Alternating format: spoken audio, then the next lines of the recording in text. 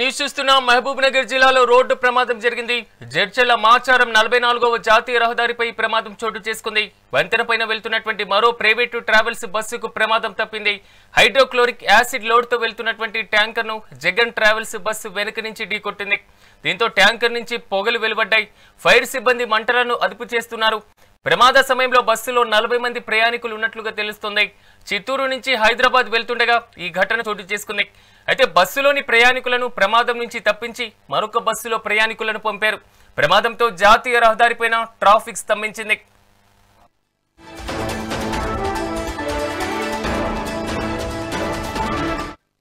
ఇక ఇదే అంశానికి సంబంధించి మరింత సమాచారాన్ని మా ప్రతినిధి రామకొండ అందిస్తారు. రామకొండ, చెప్పండి, ప్రమాదానికి సంబంధించినటువంటి కారణాలు ఏంటి, దీనికి సంబంధించిన అప్డేట్స్ ఏంటి? పట్టణంలో మాచారం గ్రామాల్లో కూడా ఈరోజు ఉదయం కూడా 44వ జాతీయ రహదారిపై ఘోర రోడ్డు ప్రమాదం చోటేసుకొని చెప్పవచ్చు. హైడ్రోక్లోరిక్ యాసిడ్ లోడ్తో వెళ్తున్న ట్యాంకర్ ను కూడా వెనుక నుండి జగన్ ట్రావెల్స్ బస్సు ఢీకొనడంతో పెను ప్రమాదం సంభవించిందని చెప్పవచ్చు. ఒకసారి ట్యాంకర్ లో ఉన్న కెమికల్ సంబంధించింది పొగ మంచి దట్టమైన పొగలు బయటకు రావడంతో మంటలు ఆరకముందే అయితే బస్ డ్రైవర్ కూడా అప్రమత్తమై ప్రయాణికులను కూడా దింపే ప్రయత్నం చేశారు ఎమర్జెన్సీ డోర్ ద్వారా.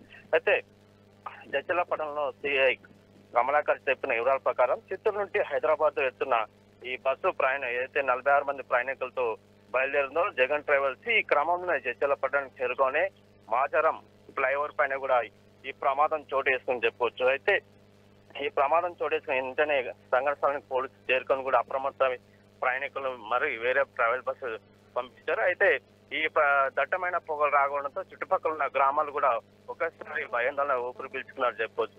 ఎలాంటి ప్రాణ నష్టం జరగలేకముందే వెంటనే స్థానికులు అలాగే ప్రైవేట్ సిబ్బంది చోటు అక్కడ చేరుకొని కూడా అదుపు తీసుకోవడంతో ఇలాంటి ప్రమాదం అంటే ప్రాణ నష్టం జరగకుండా కూడా ప్రయాణికులు వేరే బస్సులో పంపించే ప్రయత్నం చేశారు. ఏదైనప్పటికీ కూడా ఈ ప్రమాదం చోటేస్తుందో దాదాపు 3 కిలోమీటర్ల వరకు జాతీయ రహదారిపై పూర్తిగా ట్రాఫిక్ జామ్ కావడంతో కూడా చాలా ఇబ్బంది ఎదుర్కొందని చెప్పవచ్చు ప్రయాణికులు. ఏదైనప్పుడు కూడా తరచూ రోడ్డు ప్రమాదాలు జరిగినప్పుడు కూడా అధికారులు కూడా ఎలాంటి పర్యవేక్షణ చేస్తారని చెప్పవచ్చు. అంటే ట్రావెల్స్ బస్సు ముఖ్యంగా ఈ శీతాకాలం అంటే మెయిన్ గా చలికాలం మంచి పొగలు ఉన్న కారణంగా ఈ ప్రమాదం జరిగిందా, అంటే ట్రావెల్స్ బస్సు హై స్పీడ్ వెళ్తున్న నేపథ్యంలో ఈ ట్యాంక్ ఢీకొట్టిందా అనేది ఇంకా కారణాలు తేలరాలేదు. ఇప్పటికే పోలీసులు కేసు నమోదు చేసుకుని దర్యాప్తు చేపడుతుందని చెప్పవచ్చు. సిరాజ్, రామకొండ, ఆల్మోస్ట్ మనకు చూసుకున్నట్లయితే విజువల్స్ లో ఒకవైపు పొగమంచు కనబడుతుంది, మరోవైపు ట్యాంకర్స్ నుంచి వెలువడుతున్నటువంటి పొగలు కూడా ఇక్కడ భారీగా కమ్ముకున్నటువంటి పరిస్థితి. ప్రయాణికులు ఇబ్బందులు పడ్డారా, వారిని వేరే బస్సులో కూడా పంపించడం జరిగిందా,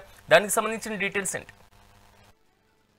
చిత్తూరు నుంచి హైదరాబాద్ వెళ్తున్న జగన్ ట్రావెల్స్ బస్సు ఏదైతే ఉందో ఒక్కసారి జడ్చర్ల పట్టణం దాటి మాచరం మధ్య చేరుకునే నేపథ్యంలో ఈ హైడ్రిక్ కెమికల్ ట్యాంక్ ఢీకొడుతూ ఒక్కసారి పొగమంచు అంటే పొగలు దట్టమైన పొగలు రావడంతో ఒక్కసారి ఆ డ్రైవర్ అయితే జగన్ ట్రావెల్స్ బస్సు డ్రైవర్ అప్రమత్త 46 మందిని కూడా అయితే ఎమర్జెన్సీ డోర్ ద్వారా కూడా బయటకు దించే ప్రయత్నం చేశారు. అంటే పొగలు వాపించడంతో కూడా చుట్టుపక్కల గ్రామాలు అయితే ఆ జాతీయ రహదారికి ఆనుకున్న గ్రామాలు కూడా ప్రజలు కూడా ఒక్కసారి ఊపిరి పీల్చుకున్నారు. అంటే ఈ పొగలు రావడంతో ఎలాంటి అంటే మంటలు వాపిస్తే పెద్ద ప్రమాదం జరిగేదని చెప్పి అనుకున్నారు. అంటే ఒక్కసారి ఘటనా స్థలానికి ఫైర్ సిబ్బంది చేరుకుని ఆ పొగల్ని ఆ దట్టమైన పొగలను కూడా ఆర్పే ప్రయత్నం చేశారు. ఎలాంటి మంటలు చెలరేకపోతే అక్కడ ఊపిరి పీల్చుకున్నారు. అయితే ఆ ప్రయాణికులను కూడా డ్రైవర్ సురక్షితంగా బయటికి అయితే ఎమర్జెన్సీ డోర్ ద్వారా కిందికి దింపడంతో పెద్ద ప్రమాదం తప్పిందని చెప్పుకోవచ్చు. అయితే అక్కడ వాళ్ళకు